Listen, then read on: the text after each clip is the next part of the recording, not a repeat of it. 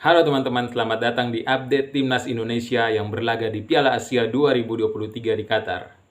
Dan video kali ini kita akan membahas tentang perdebatan yang akan terjadi di ruang ganti Timnas Indonesia dan persiapan Timnas Indonesia yang akan melawan Timnas Jepang nanti malam. Namun sebelum ke sana teman-teman, kita akan membahas sedikit apa yang lagi ramai di media sosial tentang Timnas Indonesia. Dan ternyata yang lagi ramai di media sosial adalah semua orang sibuk membahas tentang peringkat FIFA Timnas Indonesia yang sedang naik. Yang tentu saja menurut saya itu tidak penting-penting amat, teman-teman. Peringkat Indonesia di FIFA katanya naik dan sekarang berada di posisi 146 dunia. Kenapa tidak penting, teman-teman, peringkat FIFA? Karena begini, kita, Timnas Indonesia, adalah tim yang baru dan sedang berkembang, gitu. Jadi untuk apa peringkat FIFA, tapi dari segi permainan kita tidak berkembang, kualitas kita tidak berkembang, untuk apa peringkat, gitu? Tidak penting peringkat itu, teman-teman. Dan banyak juga yang membahas tentang jika India versus Syria hasilnya draw, atau jika Palestina versus Hong Kong hasilnya draw, maka Indonesia bisa dipastikan lolos ke 16 besar. Ini yang menjadi perdebatan yang buat saya tidak penting, teman-teman. Begini, kenapa tidak penting? Karena begini, untuk apa kita lolos 16 besar? Tapi kalau kita mengharapkan dari tim lain, begitu teman-teman, bukan hasil dari perjuangan kita sendiri. Padahal di awal ketika kita mengikuti kualifikasi Piala Asia, kita itu lolos ke Piala Asia dari hasil kerja keras kita, teman-teman. Bukan dari hasil kekalahan tim-tim lain, bukan. Itu adalah hasil usaha dari kerja keras kita. Sehingga kita bisa lolos dari Piala Asia, bisa lolos ke Piala Asia, begitu teman-teman. Dan sekarang untuk lolos dari fase grup, tentunya kita harus menunjukkan kualitas kita yang terbaik, begitu teman-teman. Sehingga untuk apa kita memperdebatkan bahwa India dan Syria draw, Palestina dan Hong Kong draw, maka kita bisa dipastikan lolos. Ya, kalau kita tidak menunjukkan peningkatan kualitas permainan kita, ya untuk apa kita lolos ke 16 besar, teman-teman? Untuk apa? Karena toh nantinya juga kita bakalan dilumat, begitu, dibantai di 16 besar. Itu kan menurut saya ya harusnya hal-hal seperti ini tidak perlu dibahas, teman-teman. Karena apa? Karena yang perlu dibahas adalah bagaimana Coach Sintayong bisa menunjukkan, membuktikan bahwa kita, Timnas Indonesia, bisa lolos dengan menunjukkan permainan atau menunjukkan peningkatan kualitas permainan yang bagus. Itu menurut saya yang penting, teman-teman. Dan walaupun kita tidak lolos ke 16 besar, setidaknya kita sudah menunjukkan kualitas permainan yang bagus. Begitu. Karena apa? Karena dengan menunjukkan kualitas permainan yang bagus, teman-teman, maka kita pun bisa disegani. Walaupun tidak lolos, tapi tidak masalah. Ini bukan soal lolos atau tidak lolos, teman-teman.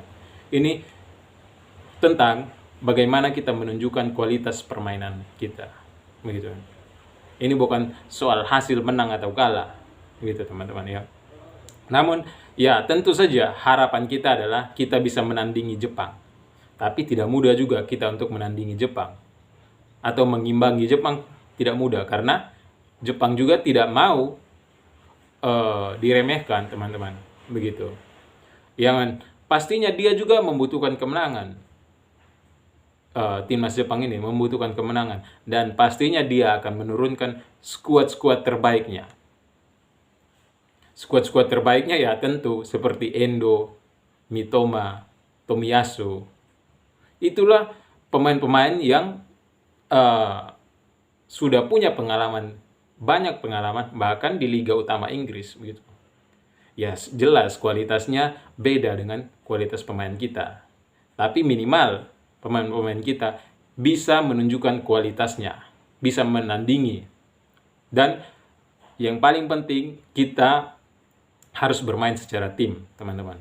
Walaupun kualitas pemain mereka bagus, tapi ini bukan soal kualitas individu, teman-teman. Sepak bola itu soal tim, bagaimana kekompakan tim. Bisa kita lihat contoh di liga-liga Inggris. Atau ketika Jerman melawan Korea waktu itu. Jerman waktu dikalahkan oleh tim Korea, Korea itu sangat tidak diunggulkan, teman-teman. Dan tidak punya harapan. Tidak ada yang memprediksi bahwa Korea bisa mengalahkan Jerman. Tapi faktanya, Korea bisa dikalahkan oleh Jerman bisa dikalahkan oleh Korea. Begitupun sebaliknya, teman-teman. Harusnya Indonesia bisa membuktikan itu. Walaupun ya, kita harus realistis sebagai fans bahwa agak susah kita untuk memenangkan pertandingan tersebut. Bahkan draw pun susah. Tapi dengan menunjukkan kualitas permainan kita, dengan mengurangi kesalahan-kesalahan kecil, dengan bermain secara tim, kekompakan secara tim, harmonisasi, tentunya segala hal bisa terjadi dalam sepak bola. Begitu, teman-teman, ya. Jadi perdebatan seperti peringkat timnas, ya itu menurut saya ya, tidak penting ya. Kita mau peringkat berapapun, yang penting kita bisa membuktikan dengan kualitas permainan kita, permainan tim, gitu. Jadi untuk perdebatan yang India versus Syria kalau draw, atau Palestina versus Hong Kong draw, maka kita bisa dipastikan lolos ya. Buat saya sih itu bukan perdebatan yang menarik ya, teman-teman. Perdebatan yang menarik adalah menurut saya bagaimana ruang ganti timnas Indonesia yang akan menghadapi timnas Jepang nanti malam. Itu, teman-teman. Karena begini, teman-teman. Ketika melawan Irak, kita menggunakan formasi 3-4-3 atau 3-5-2. Begitu, teman-teman. Ketika melawan Vietnam, kita menggunakan formasi 4-4-2. Dan manakah dari kedua formasi itu yang cocok untuk menghadapi timnas Jepang? Menurut teman-teman, mana yang cocok? Teman-teman pun bisa jawab di kolom komentar ya. Tapi begini, teman-teman, kita bahas dari pemain belakang. Pemain belakang timnas ada dari center back ada Jordi Ahmad dengan Sandy Walsh. Ada Rizky Ridho juga. Ada Arhan Pratama, ada Asnawi Mangku Alam. Nah, dari kelima nama tersebut, Jordi Ahmad hampir bisa dipastikan main ya. Karena terakhir dari situs resmi PSSI, Jordi Ahmad sudah mulai melakukan latihan bersama timnas. Walaupun dia harus menggunakan topeng atau masker ya untuk menutupi cedera hidungnya. Gitu. Sandy Walsh juga bisa bermain. Dan Rizky Ridho pun sangat bisa untuk dimainkan. Saya tidak tahu soal Asnawi, tapi jika Asnawi sudah bisa dimainkan ya semoga, karena Asnawi juga termasuk yang sangat diharapkan untuk bisa tampil bersama timnas Indonesia ketika melawan Jepang. Di sisi kiri ada Arhan Pratama. Ya, Arhan Pratama cukup bagus lah bagi saya. Nah, di lini tengah ada Ivar Jenner, ada Marcelino, ada Justin Hubner. Dan di winger ada Yakub Sayuri. Saya rasa di lini tengah kita sudah lumayan cukup. Tergantung Sintayong bisa menambahnya dengan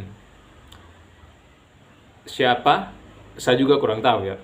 Mungkin dengan menggeser Marcelino ke tengah dan memasukkan winger kiri, saya juga kurang begitu bisa memprediksi pemain apa yang diturunkan oleh Coach Sintayong. Dan di depan, seperti yang teman-teman ketahui, kita sangat kurang efektivitasnya di lini depan. Karena di depan kita hanya mengandalkan Rafael Struijk. Semoga Shane Patinama bisa dimainkan, teman-teman ya. Shane Patinama semoga bisa dimainkan dan bisa membantu lini depan timnas Indonesia. Karena Egy masih sangat kurang efektif untuk dipasang sebagai starter. Saya rasa Shane Patinama harusnya bisa diturunkan. Kalau Egy ya sangat kurang kelihatan dari ketika melawan Vietnam pun sangat kurang. Apalagi pelapis kita Hoki Caraka itu sangat susah untuk diharapkan sebagai starter. Begitu teman-teman. Ricky Kambuaya saya rasa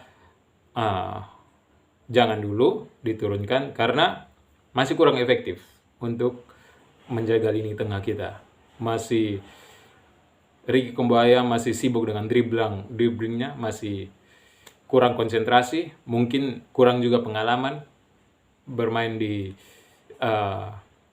pertandingan besar gitu. Apalagi ketika kita melawan Jepang, teman-teman, kita tidak boleh hanya bertahan. Kita juga harus bisa mengatur tempo pertandingan. Makanya menurut saya kita harus perbanyak lini tengah kita. Begitu. Saya rasa formasi 4-5-1 ya. 4-5-1 mungkin bisa ya. 4-4-2 ketika melawan Vietnam kemarin rasanya kurang. Karena kita terlalu cenderung bertahan ketika kita menggunakan formasi 4-4-2. Saya bisa lihat ketika kita melawan Libya juga kita menggunakan formasi 4-4-2, tapi kita ketika menggunakan formasi itu kita cenderung untuk bertahan 4-4-2. Saya rasa kita harus menumpuk di lini tengah. Lini tengah sehingga kita bisa bersaing lini tengah kita dengan Jepang. Dan kita bisa juga tidak hanya bertahan, bisa juga kita menguasai bola dan melakukan counter attack. Itu yang penting, teman-teman. Jadi saya rasa Coach Sintayong, saran saya ya, kita harus menumpuk pemain di lini tengah. Biarkan Rafael Struijk atau Shane Patinama, bisa juga Marcelino sebagai free roll, sehingga Marcelino dengan kecepatannya bisa membantu counter attack. Saat timnas Indonesia melakukan counter attack, saya rasa Marcelino bisa diandalkan di sana. Hanya tergantung ya kemampuan untuk mencetak gol, eksekusi. Itu ya, lini depan kita menurut saya masih kurang. Dan untuk lini belakang, saya rasa Elkan Bagot jangan dulu dimainkan karena Elkan Bagot itu menurut saya sangat lamban dalam hal sprint. Dia tidak punya speed, jadi ketika mendapat serangan dari Jepang, dan saya rasa Sintayong sering menggunakan pertahanan bukan terlalu rendah, tapi pertahanan tengah, gitu teman-teman. Dia sedikit naik pertahanannya, jadi kalau dimainkan Elkan Bagot maka kita akan kalah sprint dengan lini depan timnas Jepang. Saya rasa Elkan Bagot jangan dimainkan dulu. Begitu teman-teman. Mungkin di lini belakang ada Jordi Ahmad, Sandy Walsh sudah cukup, dan Rizky Ridho sebagai pelapis mungkin ya. Tapi jika Asnawi tidak bisa dimainkan, maka Rizky Ridho bisa menggantinya, atau Yakub Sayuri juga bisa. Begitu teman-teman ya. Oke, saya rasa itu saja pembahasan kita tentang timnas Indonesia dan prediksi skor. Menurut saya sih bisa ya, ada kemungkinan besar kita untuk draw melawan timnas Jepang, ada kemungkinan besar. Begitu teman-teman. Karena Jepang pun sudah dipastikan lolos ke 16 besar. Sudah dipastikan Jepang lolos ke 16 besar. Jadi ada kemungkinan kita untuk draw. Ada kemungkinan. Namun bisa juga ketika kita bisa memanfaatkan peluang, saya rasa Sintayong akan menggunakan strategi counter attack ya. Dan pasti itu sudah bisa dibaca oleh pelatihnya Jepang. Tapi jika Sintayong mau menumpuk pemain di lini tengah dan menguasai lini tengah, saya rasa kita tidak hanya mengandalkan counter attack, tapi kita juga bisa mengatur tempo pertandingan. Itu teman-teman. Dan ketika kita bisa mengatur tempo pertandingan, ya maka hasil draw adalah, menurut saya, itu sudah maksimal. Gitu. Realistisnya ya pasti kalah lah. Tapi jangan sampai kita dibantai, teman-teman. Kalah 1-0 ya oke lah ya. Oke. Dengan harapan juga kita bisa membalas gitu, seperti timnas Vietnam kemarin. Timnas Vietnam sempat unggul 2-1, teman-teman. Nah, ya kita juga jangan kalah dari timnas Vietnam harusnya. Karena kita juga sudah bisa mengalahkan timnas Vietnam. Jadi harusnya kita bisa mengimbangi minimal ya, mengimbangi permainan timnas Jepang. Walaupun timnas Jepang saya yakin akan turun dengan skuad terbaiknya kali ini. Karena mereka tidak mau dianggap pelangap-pelonggok begitu saja. Begitu. Masa lawan timnas Irak kalah, masa lawan timnas Indonesia lagi draw atau kalah. Itu juga timnas Jepang saya rasa tidak mau dianggap seperti itu. Karena dia adalah tim yang diprediksi untuk bisa menjuarai. Salah satu tim kuat yang diprediksi bisa menjuarai Piala Asia. Makanya dia juga tidak mau dianggap pelangap-pelonggok, makanya dia pasti akan menurunkan skuad terbaiknya kali ini. Oke, selamat buat timnas Indonesia. Wajib untuk mengimbangi permainan timnas Jepang dengan cara kekompakan tim yang paling pertama, mental yang paling penting, bukan kurangi skill individu, kurangi kesalahan-kesalahan kecil. Kesalahan-kesalahan kecil ya pasti ada, karena kualitas pemain kita ya bisa dimengerti. Tapi harus dikurangi, itu yang paling penting. Oke, semoga Coach Sintayong bisa membuktikan dengan meningkatkan kualitas pemain-pemain kita, kualitas permainan kita, dengan menunjukkan permainan tim yang sesungguhnya. Oke, see you on the next video.